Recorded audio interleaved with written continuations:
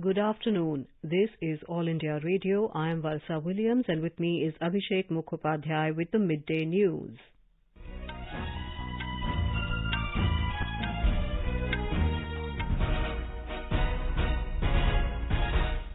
The headlines.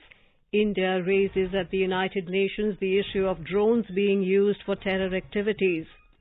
Centre hands over investigation of drone strike at Air Force Station Jammu to the National Investigation Agency. Finance Minister Nirmala Sitharaman says Narendra Modi government committed to deregulation of Indian economy and ushering in systemic reforms, asserts India needs transformational and not incremental changes. Industry bodies welcome Centre's announcement of relief package to boost economy. FICCI says emphasis on COVID-affected sectors, need of the hour. President Ramnath Kovind says our real success lies in developing the nation and society on the principles and ideas of Baba Saheb Bhimrao Ambedkar. Over 32 crore 90 lakh COVID vaccine doses administered across the country so far. National recovery rate improves to 96.87%, less than 40,000 daily new COVID cases after 102 days.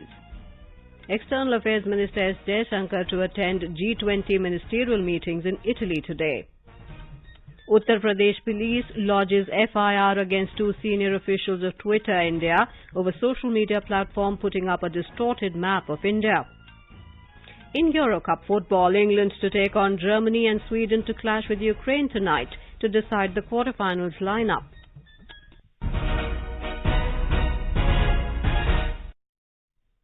As the nationwide free COVID-19 vaccination campaign at government facilities for those above 18 years is going on, we advise our young listeners to get vaccinated and also to help others to get vaccinated.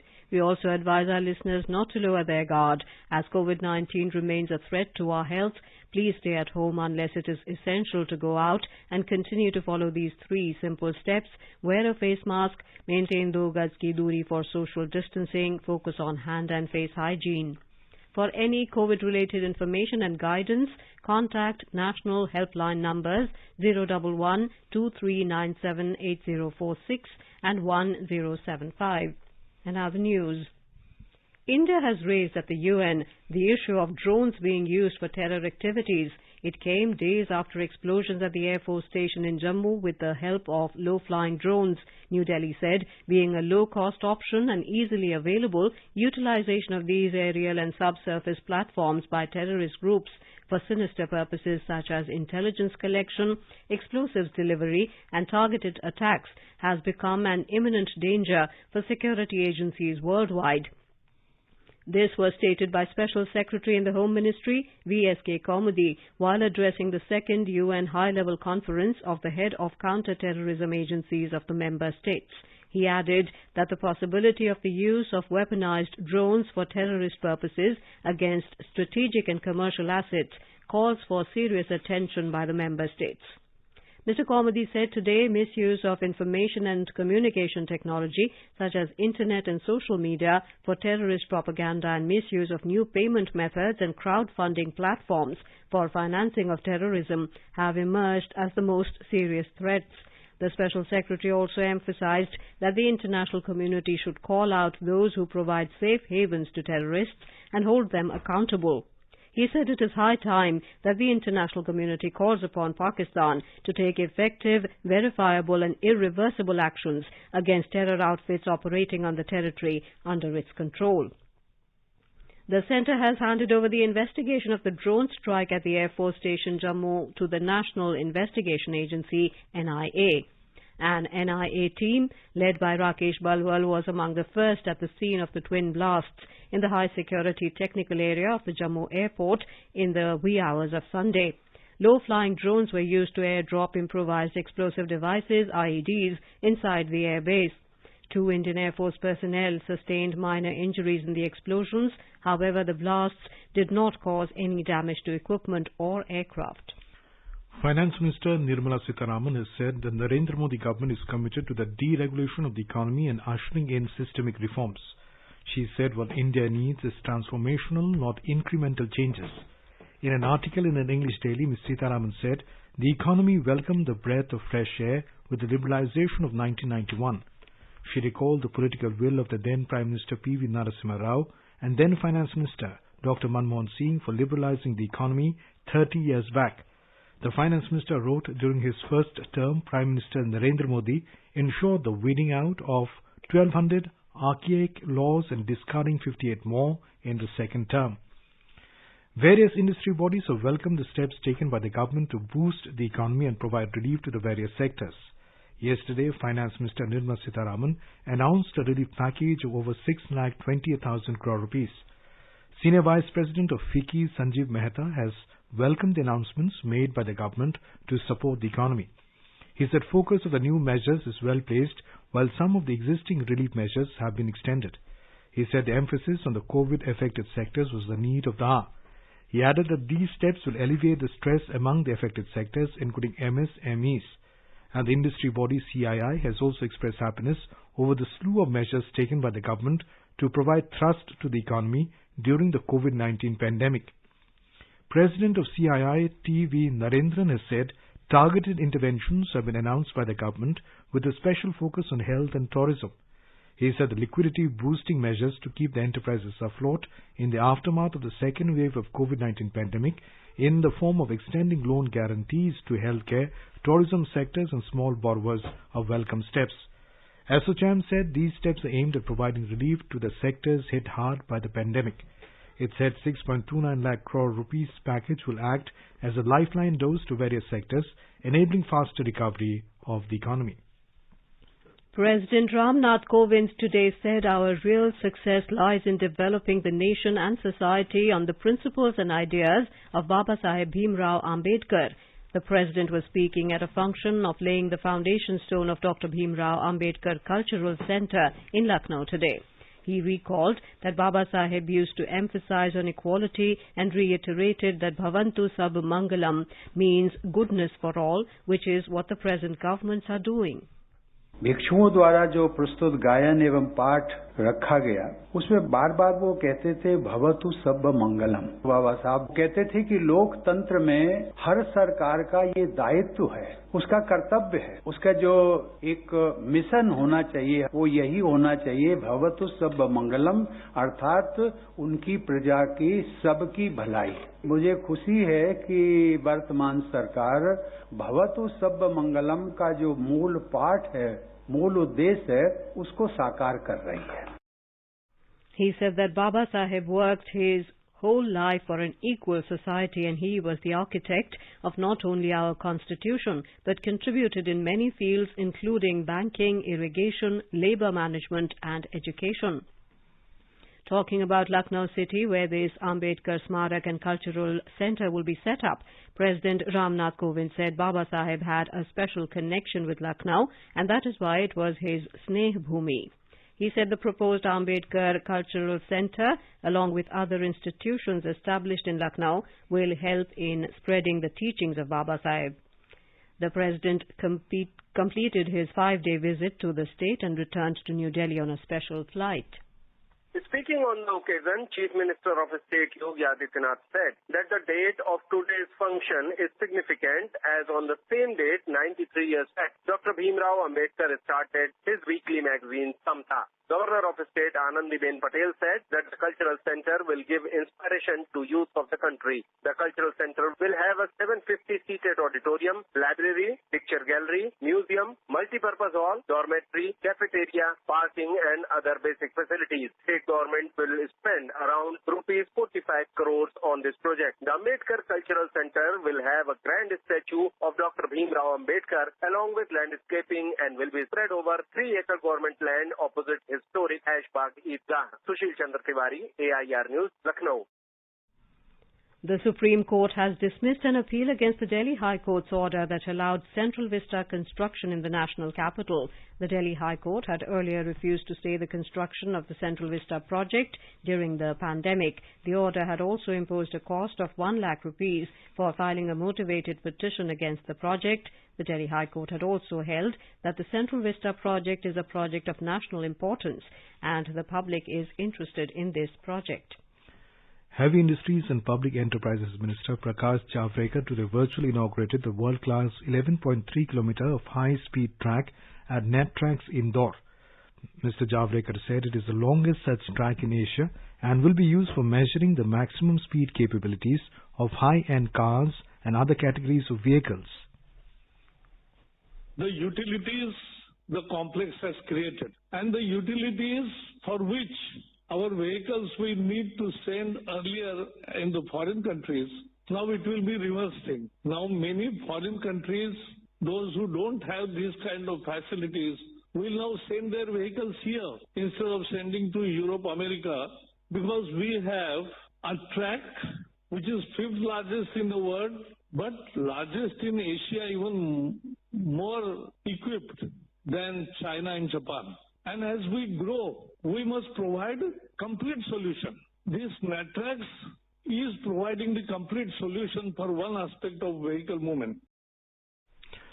Minister of State for Heavy Industries and Public Enterprises Arjun Ram Meghwal and others were also present on the occasion. Delhi government has said that no school in the city can deny admission on ground that of a child declaring the name of only one parent. It has issued a direction to all the heads of schools in the national capital in this regard. The Uttarakhand government has cancelled the Char Dham Yatra as per the Nainital High Court order in the state. Meanwhile, the state government has extended the ongoing COVID curfew till the 6th of July with a new SOP. As per the new SOP, the Char Dham Yatra has been cancelled. Earlier, the state government had proposed to start the Char Dham Yatra from the 1st of July for the citizens of the state. The Uttarakhand High Court on Monday stayed the state cabinet's decision to allow the Char Dham Yatra for the locals. You are listening to the Midday News on All India Radio. A reminder of the headlines before we move on. India raises at the United Nations the issue of drones being used for terror activities. Sent a hands-over investigation of drone strike at Air Force Station Jammu to the National Investigation Agency. Finance Minister Nirmala Sitharaman says Narendra Modi government committed to deregulation of Indian economy and ushering in systemic reforms asserts India needs transformational and not incremental changes. Industry bodies welcome Centre's announcement for relief package to boost economy. FICCI says emphasis on COVID-affected sectors need of the hour. President Ramnath Kovind says a real success lies in developing nation and society on the principles and ideas of Baba Saheb Bhimrao Ambedkar. Over 32 crore 90 lakh COVID vaccine doses administered across the country so far. National recovery rate improves to 96.87%, less than 40,000 daily new COVID cases after 102 days. External Affairs Minister S. Jaishankar to attend G20 ministerial meetings in Italy today. Uttar Pradesh Police lodges FIR against 2 senior officials of Twitter India over social media platform putting up a distorted map of India. And in the Euro Cup football, England to take on Germany and Sweden to clash with Ukraine tonight to decide the quarterfinals lineup. For quick news updates around the clock, follow us on Twitter, handle at AIR News Alerts.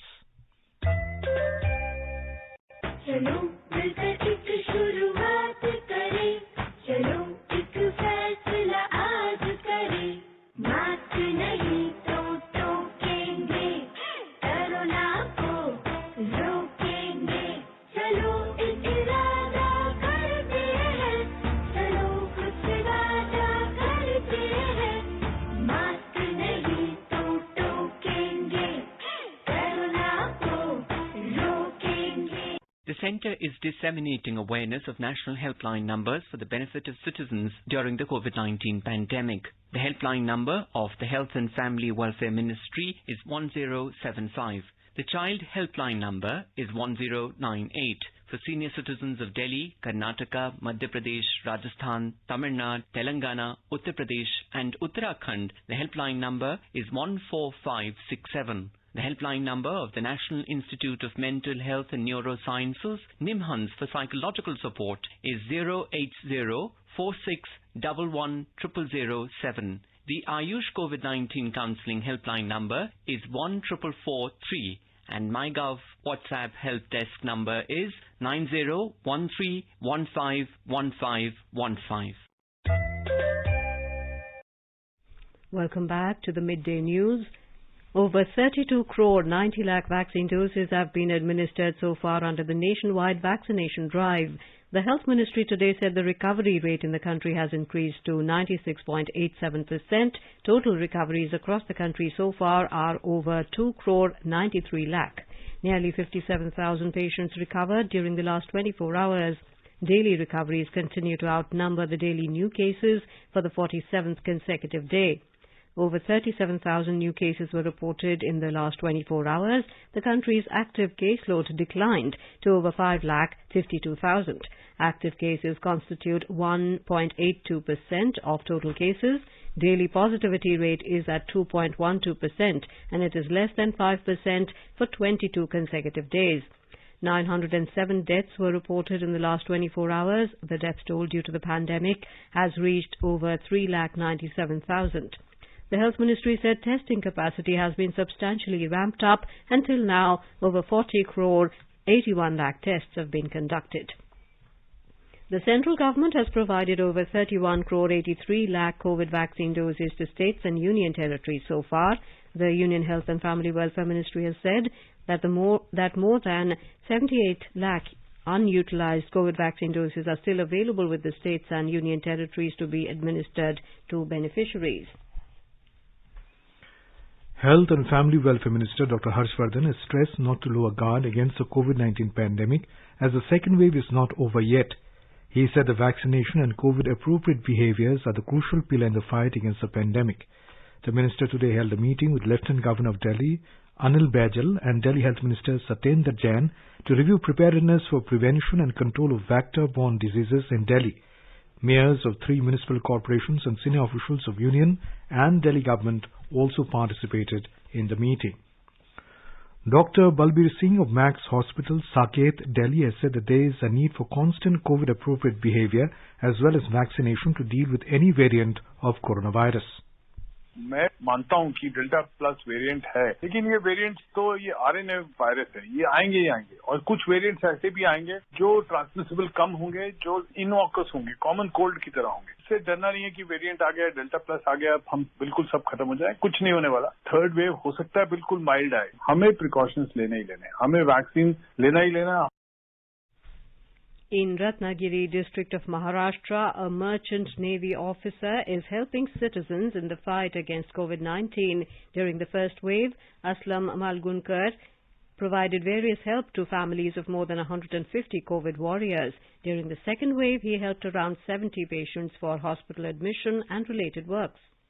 अप्रैल महीने के बाद आज तक रोज सुबह 10 बजे से लेके शाम के 6-7 बजे तक मैं इन रुग्णों की सेवा में हाजिर हुआ। अभी तक मैंने लगभग 70 रुग्णों के लिए उनको एडमिट करना, उनकी खिदमत करना, सुबह का चाय पानी नाश्ता, दोपहर का खाना, रात का खाना वक्त पे पहुंचा क्या नहीं, उनके परिवार से बात करना, डॉक्टरों से बात करना, उनके रिपोर्ट चेक करना और जब एक पेशेंट अच्छे होने के बाद घर पे जाते तो उनको घर तक छोड़ना, इस तरह का से काम करते रहा।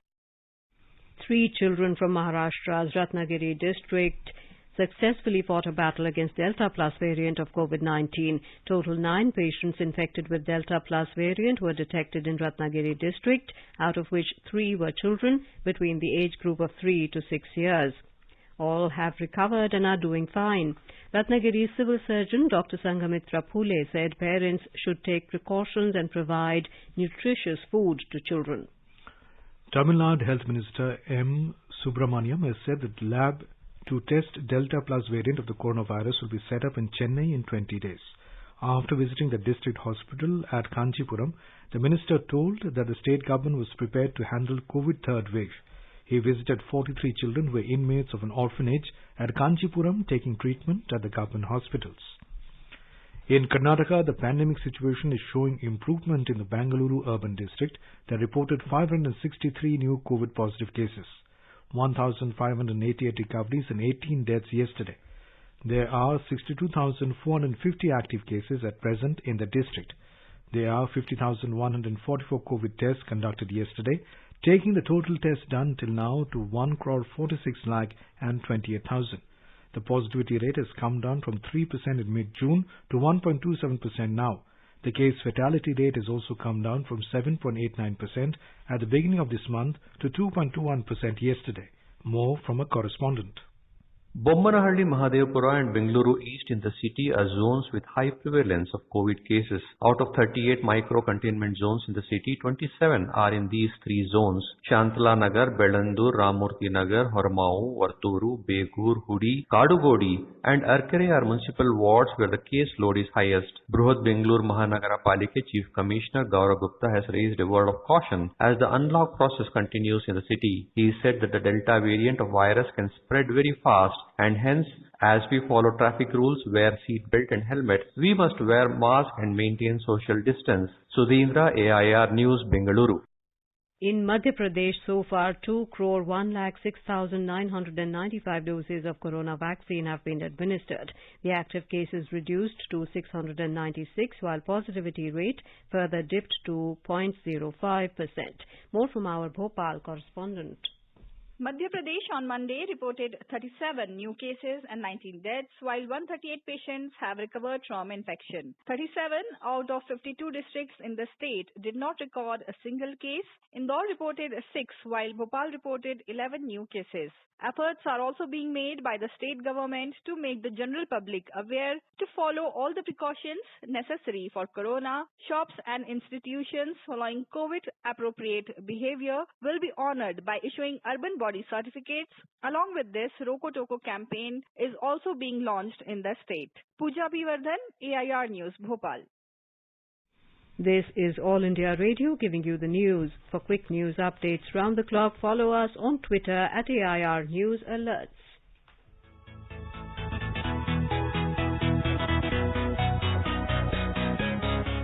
दुनिया रंग बिरंगी, खट्टे मीठे रसीले समाचारों का सतरंगी खजाना आकाशवाणी पर। खबरें होंगी हटकर, जानेंगे कुछ अलग, हंसेंगे खुलकर, करेंगे सजग। सुनना न भूलें सोमवार और मंगलवार आज सवेरे तथा शनिवार और रविवार कार्यक्रम परिक्रमा में।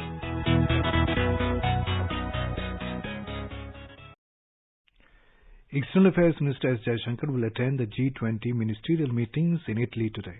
These related to ministerial meetings at foreign ministerial level as well as development ministerial level.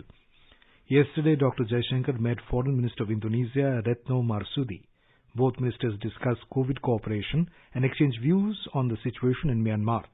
The External Affairs Minister also had a conversation with the European Union Commissioner for International Partnerships, Jutta Arpilainen. Both discussed the COVID challenge, the connectivity partnership and development cooperation. Dr. Jaishankar discussed India Organization for Economic Cooperation and Development OECD bilateral engagement with Secretary General of OECD, Matthias Cormann. Parliamentary Standing Committee on Information and Technology has summoned Facebook India and Google India to appear before it today. The committee will hear the views of the companies about safeguarding the rights of the citizens and prevention of misuse of social or online news media platforms, including special emphasis on women's security in the digital space. This comes days after representatives of Twitter appeared before the panel to discuss India's new IT rules and how to stop the misuse of the platform. The Uttar Pradesh police have lodged an FIR against 2 senior officials of Twitter India over the social media platform putting up a distorted map of India. The FIR names Twitter India MD Manish Maheshwari and News Partnerships Head Amrita Tripathi as accused, who have been booked under Section 5052, which deals with public mischief, and under the IT Act. In Euro Cup football, England will take on Germany and Sweden will clash with Ukraine tonight to decide the quarterfinals lineup. Switzerland stunned world champions France 5-4 on penalties to enter the quarterfinals last night. Switzerland's Jan Sommer saved France's striker Kylian Mbappe's spot kick to secure a 5-4 penalty shootout win following a thrilling 3-3 draw after extra time. In the quarterfinals, Switzerland will meet Spain. Switzerland converted all 5 of their penalties before Jan Sommer dived to his right to turn away Mbappe's kick as the Swiss won a major tournament knockout tie for the first time in 83 years. In another match, Spain claimed a remarkable 5-3 victory over Croatia after extra time and made it to the quarterfinals. Spain also set a new Euro record as they became the first team to score 5 goals in successive matches in the competition. The three-time European champions will now face Switzerland on July the 2nd. Belgium will take on Italy and Czech Republic will lock horns with Denmark in the quarterfinals on July the 3rd. With 25 days to go for Tokyo Olympic Games, AIR today is featuring Seema Bisla, the World Olympic qualifier gold medalist and one of the contenders for a medal in the women's 50-kilogram freestyle at Tokyo 2020. Born on April 14, 1992 in Rohtak district of Haryana, Seema took up the sport at a very young age. Seema, who is the youngest of four sisters in the family, hogged the limelight when she won her first senior national title in the 53 kg category in the year 2017. Seema won the bronze medal at the 2009 Asian Cadet Championships in Pune. She competed and won the 67 kg Junior Nationals 2012 as she went on to pick up successive bronze medals at the 2012 and 2013 Asian Junior Championships. But her journey in the senior division was one filled with more down than ups. In her maiden World Wrestling Championship in 2018 appearance, she was knocked out in the very first round. The story was the same at the World Championship the following year too. The Asian Olympic qualifications was yet another shock as she failed to grab her maiden Olympic berth. But that was the end of the streak as she went on to win her first international medal, a bronze at the 2021 Asian Championship. The 29-year-old who trains at a training center at Jharsa in Gurugram district, Seema followed it up with a gold medal at the World Olympic qualification as she booked her place at the Tokyo Olympics. She is the fourth Indian to qualify for the Games.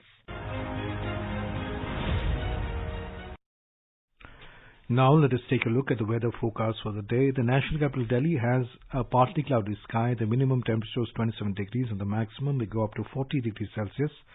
Mumbai has a generally cloudy sky with moderate rain. The minimum temperature is 27 degrees Celsius, while the maximum is expected to be around 34 degrees. Chennai is having generally cloudy sky with light rain. The minimum and maximum temperature varies between 27 and 35 degrees Celsius. Kolkata has partly cloudy sky with possibility of moderate rain or thunderstorm. Minimum temperature was 28 degrees Celsius and maximum will go up to 35 degrees. Jammu has a mainly clear sky. The minimum temperature was 27 degrees Celsius, while the maximum will be around 41 degrees. Srinagar also has a mainly clear sky to become partly cloudy towards afternoon or evening. Temperature is hovering between 17 and 33 degrees Celsius. Leh is having partly cloudy sky. The minimum and maximum temperature is moving between 9 and 26 degrees Celsius. Gilgit has partly cloudy sky. The temperature will hover between 16 and 32 degrees Celsius. Muzaffarabad is having mainly clear sky, becoming partly cloudy towards afternoon or evening. Itanagar is having generally cloudy sky with heavy rain. Imphal has generally cloudy sky with heavy rain. Agartala has a generally cloudy sky with heavy rain. Minimum temperature is 26 degrees Celsius and maximum will be around 31 degrees. And Guwahati has a generally cloudy sky with heavy rain. The minimum temperature is 25 degrees Celsius while the maximum will be 32 degrees. And now, before we end the bulletin, the headlines once again. India raises at the United Nations the issue of drones being used for terror activities. Centre hands over investigation of drone strike at Air Force Station Jammu to the National Investigation Agency. Finance Minister Nirmala Sitharaman says Narendra Modi government committed to deregulation of Indian economy and ushering in systemic reforms, asserts India needs transformational and not incremental changes. Industry bodies welcome Centre's announcement of relief package to boost economy. FICCI says emphasis on COVID-affected sectors need of the hour. President Ramnath Kovind says our real success lies in developing the nation and society on the principles and ideas of Baba Saheb Bhimrao Ambedkar. Over 32 crore 90 lakh COVID vaccine doses administered across the country so far. National recovery rate improves to 96.87%, less than 40,000 daily new COVID cases after 102 days. External Affairs Minister S. Jaishankar to attend G20 ministerial meetings in Italy today. Uttar Pradesh police lodges FIR against two senior officials of Twitter India over social media platform putting up a distorted map of India. And in Eurocup football, England to take on Germany and Sweden to clash with Ukraine tonight to decide the quarterfinals lineup. For quick news updates round the clock, follow us on our For details of these stories and more, log on to our website www.newsonair.com and News on AIR app. And with that, we end the Midday News.